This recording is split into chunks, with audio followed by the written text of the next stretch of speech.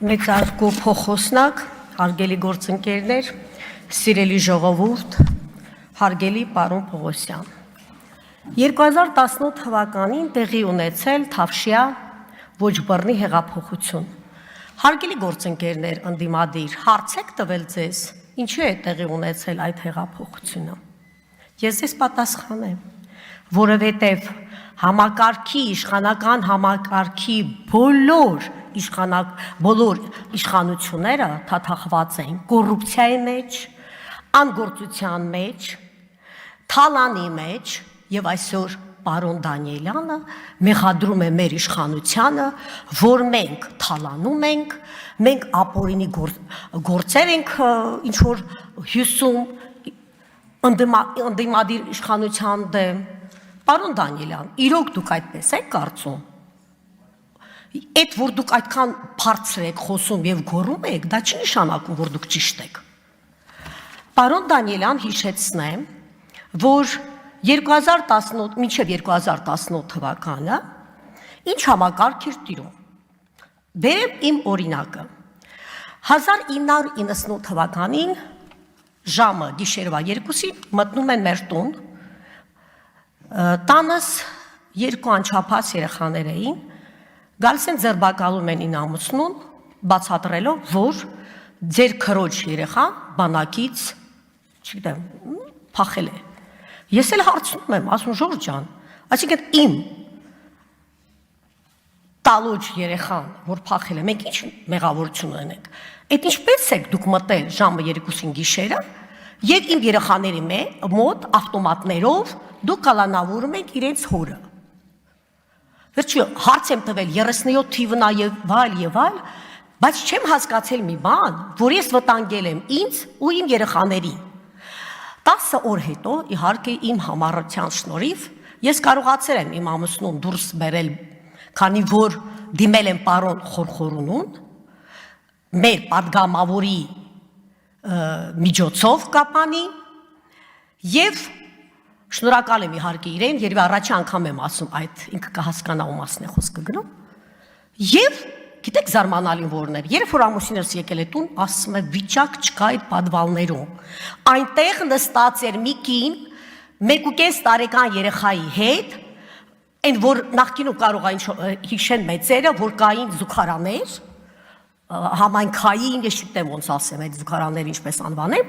եւ այդ պայմաններում պահում էին կնոջը, որովհետեւ իր ամուսինը չգիտես ինչու լքել է բանակը։ Հիմա Ժորժ ջան, եթե բանակում ծառայելը լավ լիներ, պարոն Օհանյան ջան, մարդիկ, այդ որ ասում եք դիզերտիրներ կլինեին, հիմա գամ հասնեն բանակին։ Տեսեք, 2008 թվականի մարտի 1-ին այդ դեպքերը որտեղի ունեցել։ 2 օր առաջ իմ աշակերտներից մեկը գալիս է ասում է մեզ ուզում են տանել, որ մենք մասնակցենք մարտի 1-ի գործերին, ասում եմ, բա, այսինքն բա ինչ եք անելու։ Ասում ինչպես ա եղել, որ դու դա հասկացել ես։ Եղբայրը ծառայում էր այդ ժամանակ Գորիսում, ասում եմ տեղը, եւ հրամանատարը հարցրեց. Ովքեր չունեն հայրեր, 1 քայլ առաջ, թե 3 քայլ չեմ հիշում, այդ զինվորները առաջ են եկել եւ նրանց բոլորին մեքենաներ են նստացրել ու տարել են Երևան։ Տղաները պայմանավորվել են, որ եթե հանկարծ իրենց ստիպեն կամ հրաման տան, որ իրենք գնան կրակեն ժողովրդի դեմ, իրենք գիտեք ինչ են որոշել։ Մտածել են, տեսնենք լուկերը որտեղ են, որ այդ լուկերը բաց թողնել, մտնել այդ լուկերի մեջ ու չկրակեն ժողովրդի դեմ։ Հիմա դուք գալիս եք ասում եք, Փաշինյանն է մեղավոր։ Իրոք դուք այդպես եք կարծում։ Կարծում եք, թե մենք չենք հիշում ինչա տեղի ունեցել 2008 թվականին։ Ես այդ մարտի 1-ին ծնվել եմ։ Ես ուզում էի 2008 թվականին գալ Երևան, ինչ չեն թողել։ Ես ուզում էի իմ ուսանող երեխաների հետ հանդիպել։ Դուք հիմա խոսում եք, որ մենք ենք խախտում օրինակ մարդկանց իրավունքները։ Վերջ տվեք, խնդրում եմ։ Դուք կարող եք մեզ մեղադրել, գիտեք ինչու՞մ, որ դանդաղ այդ ամեն ինչ ընթանում։ Ես պարոն Պողոսյանի խնդրում եմ ուղղակի 1999 թվականի սպանությունը, 2008 թվականի այդ բռնաճնշումները, չգիտեմ, զուգարաներում սպանող նախագահին եւ այլ չգիտեմ սպանություններ, ես ուղղակի խնդրում եմ, մեր ժողովրդի առաջ մենք պատասխանատվություն պետք է կրենք, մարդիկ պետք է իմանան ինչու է տեղի ունեցել այդ ամենը, այդ սպանությունները, եւ ես ուղղակի նորից եմ կրկնում, խնդրում եմ, պետք է ժողովուրդը այդ մասին իմանան, հերիք եղավ, բոլ եղավ, մեզ մեղադրում եք այդպիսի բաների մեջ, որը դուք եք արել։ Ժորժ ջան, ես որ չեմ մոռացել, 15 տարեկան չեմ, գիտեմ ինչ ա եղել։ Մյուս հարցը, բանակից եք խոսում, ես ինքս եմ գնել երեխաների համար, ծառայողների համար, չգիտեմ ինչպես է դա կոչվում, կապում են իրենց մայկաների առաջ, որ այդ ոչիլները չլինեն։ Ինչ որ շների վրա բաներ են կապում, այդ աշենիկներ ա կոչվում, չգիտեմ ոնց ա կոչվում։ Եվ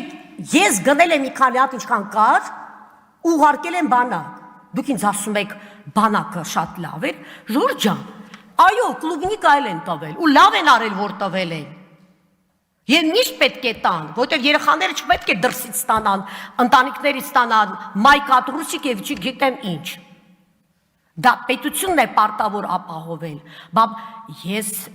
չեմ կարող ամեն ինչ ասել, գնացել եմ ու տեսել եմ այդ շինությունները, հպարտանում եմ մեր իշխանության։ Այո, այս մի քանի տարիների ընթացքում արել ենք, անելու ենք եւ նորից եմ կրկնում, մեր պետությունը, մեր իշխանությունը, ինչքան էլ դուք դա չեք ուզում, վերարտադրվելու է նորից 2026 թվականին, որովհետեւ մեզ վստահել են, գիտեք որ ժամանակ, երբ որ համաճարակ էր, երբ որ մենք պատերազմի ժամանակ ենք պարտվել, դուք ասում եք Հայաստանն է մեղավոր, որ պատերազմը սկսվեց։ Լավ, էլի Ժորժ ջան, հայ չեք։ Փոխարեն ասեք Ադրբեջանն է հարձակվել Հայաստանի վրա։ Լավ, դուք կարող եք մեզ չսիրել, ատել, բայց Ժորժ ջան, դուք եք իշխանություն, դուք եք պատասխան տալու։ Հասկանում եք դուք։ Եվ ես խնդրում եմ ուղղակի, եկեք սիրենք մեր պետությունը, եկեք սիրենք մեր անկախությունը, ես խնդրում եմ, մի տարեք Հայաստանը, մի դարձրեք օկրուգ ինչ-որ երրորդ պետության, դրա համար